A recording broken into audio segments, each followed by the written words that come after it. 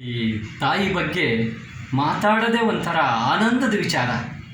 ಎಷ್ಟು ಮಾತಾಡಿದ್ರೂ ಕಮ್ಮಿನೇ ಅಂತ ಮಹಿಮಾಮೃತಳು ತಾಯಿ.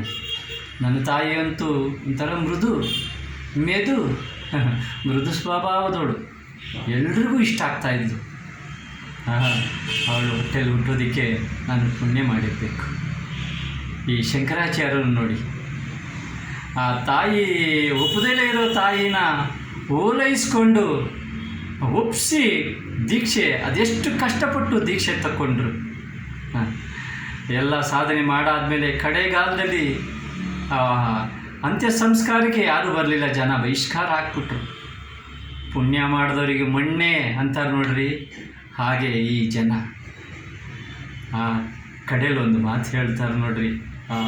ಅಂತ್ಯ ಸಂಸ್ಕಾರದಲ್ಲಿ ಆದಮೇಲೆ ಒಂದು ಬಯಕೆ ಹೇಳ್ತಾರೆ. ಎಂಥ ಬಯಕೆ ಅದು! ಪುನರಪಿ ಜನನಂ ಪುನರಪಿ ಮರಣಂ ಪುನರಪಿ ಜನನೀ ಜಠರೇ ಶಯನಂ. ಎಂಥ ಹೆಬ್ಬಯಕೆ! ಮಹಾತ್ಮರ ಮಾತು ಮಹತ್ತರವಾಗಿರ್ತದೆ.